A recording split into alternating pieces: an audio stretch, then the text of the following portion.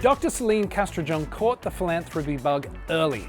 The San Diego native's parents modelled and inspired giving back to those in need, not just here in the States, but south of the border too. Inspired to help with the healing arts, Dr. Selene finds fulfillment in helping others. Dr. Selene encompasses the American dream, the child of immigrants who had moved to San Diego, California as teenagers. My parents are both from Mexico. My dad is from a small town called Michoacan, and my mom is from Mexico City. They came here as high schoolers and became high school sweethearts and have been together almost 50 years next year. For Selene, growing up in San Diego was ideal. I grew up in San Diego, and I didn't know how spoiled I was to grow up in a place like San Diego. On weekends, Selene's parents often took her across the border to connect with their culture and offer important lessons. We did a bunch of community service there. It didn't feel like community service for us at the time. It just felt like our way of life.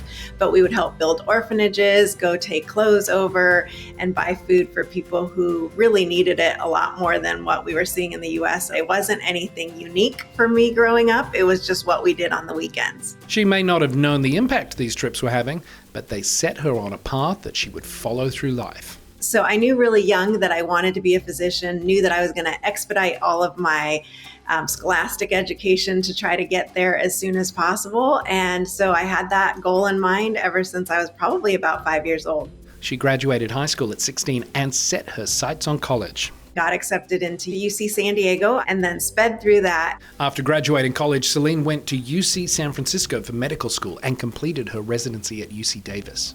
I wanted to be able to have as big of an impact as I could on the community and serving in underserved areas, whether it be Mexico, Africa. I initially had dreams of joining Doctors Without Borders, and I thought, what a great way to do it by becoming a physician. Initially, I was an ER doctor because I thought that could have the greatest impact. While helping abroad and working as an ER doctor, Selene started a medical practice. I decided to start my own company by starting it off as a charity, kind of what I had been exposed to my whole life with my family, and I called it initially Beauty for Beauty. And I started that in 2002. I was already an ER doc, and I always loved the aesthetic world and loved the beauty world, and I thought, why don't I do things like skincare, lasers, fillers on the side and start that business of my own, and 100% of the funds would go fund charities or cleft palates or any other plastic surgeries that were needed internationally. Well, it took off really, really big, and we got a huge loyalty, huge following, where it became a business in of itself. Always looking for a challenge, Dr. Selene saw an opportunity in skincare products that would live up to her exacting standards. You know, what I found was that without great skincare, a lot of the other things that we do, like Botox, fillers, lasers, they don't really matter. And so without a great palette to work with, you can do all the fillers in the world and have huge lips, but if you don't have great skin, it really doesn't shine. So instead of buying products and slapping her name on it, Dr. Selene began to formulate her own products. And what I found was that a lot of companies were just slapping a white label on a product and saying that it was unique when it was the same product that everybody else carried. So I wanted to curate something that was handmade, that had really active ingredients, and that was thoughtful in its approach to skincare. With a fast-growing brand and loyal patients, Dr. Selene is a living example of the American dream.